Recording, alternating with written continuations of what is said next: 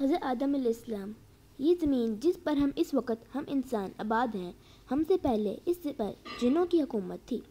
جن بھی اللہ تعالیٰ کی ایک پیدا کی ہوئی ایک مخلوق ہیں جنہیں اللہ تعالیٰ نے آگ سے پیدا فرمایا۔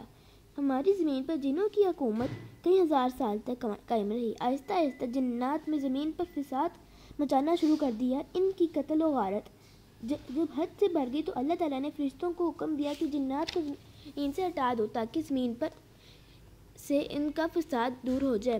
ان فرشتوں نے جنات کو مار مار کر زمین سے دور بھگا دیا۔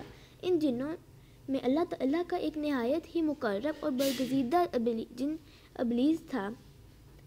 ابلیس کو اپنی عبادت اور اللہ تعالیٰ کی طرف سے عطا کیے گئے ہوئے علم کی وجہ سے بہت عزت ملی ہوئی تھی، اس لیے وہ جنوں میں رہنے کی بجائے فرشتوں کے ساتھ رہتا تھا۔ چونکہ وہ جنوں کی شرارتوں اور فسادیں میں شامل نہ تھا، اس لیے اسے سزا نہ ملی اور ابلیس پہلے سے ہی زیادہ اللہ تعالیٰ کی عبادت کرنے لگا۔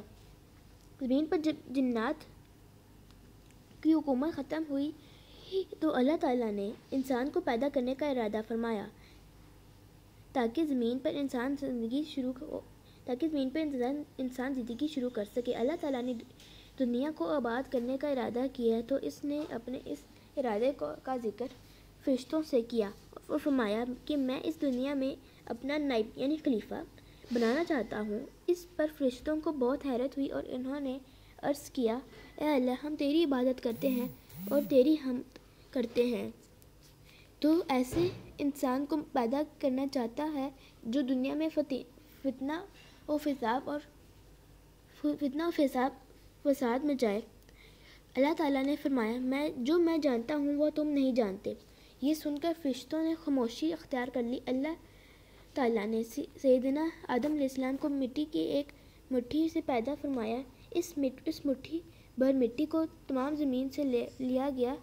اس مٹی میں ہر قسم کے ذرات شامل تھے۔ سفید رنگ، سیاہ رنگ، درمیانی رنگ والی مٹی لی گئی۔ اسی طرح کچھ مٹی نرم زمین سے لی گئی اور کچھ سخت سے۔ اس مٹی کا گارا بنا کر اس سے ایک صورت تیار کی گئی۔ یہ صورت حضرت آدم علیہ السلام کی تھی۔ پھر اللہ تبارک تعالیٰ نے ان کی خاکی و وجود میں اپنی روح پھونکی۔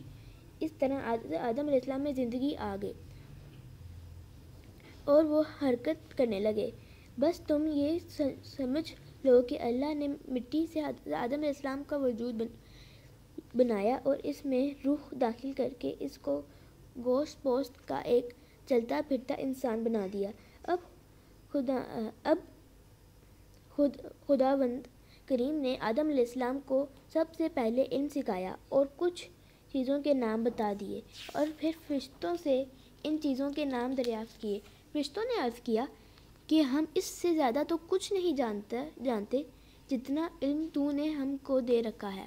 لیکن جب یہی سوال حضرت آدم علیہ السلام سے پوچھے گئے تو آپ نے درست جواب دیے۔ یوں اللہ تعالیٰ نے حضرت آدم علیہ السلام کو فرشتوں پر برتری عطا فرمائی۔ اب اللہ تعالیٰ نے فرشتوں کو حکم دیا کہ اس بندہ خاکی کے آگے جھک جاؤ اور سب فرشتے فرمان خداوندی کے مطابق حضرت آدم علیہ السلام کے آگے سجدے میں جھک گئے، مگر ابلیس نے جو دنیا میں شیطان کے نام سے مشہور ہے، سجدہ کرنے سے انکار کر دیا۔ یہ دیکھ کر اللہ تعالیٰ نے اس سے فرمایا، اے ابلیس، تجھے اس کو سجدہ کرنے سے کس چیز نے روکا جس میں نے اپنے دستے قدرت سے پیدا کیا؟ کیا تجھے غرور آ گیا یا تو تھا ہی مغروروں میں سے؟ اس پر ابلیس کہنے لگا، میں اس سے افضل ہوں، تو نے مجھے آگ سے پیدا کیا ہے اور آدم کو مٹی سے۔ ابلیس کو اللہ سبحانہ تعالیٰ نے آگ سے پیدا کیا تھا، لیکن اس میں اس کا اپنا کوئی کمال نہیں تھا۔ اس کے باوجود وہ غرور کرنے لگا۔ یہ اگلا پارٹ ہم اگلی ویڈیو میں پڑھیں گے۔ اللہ حافظ۔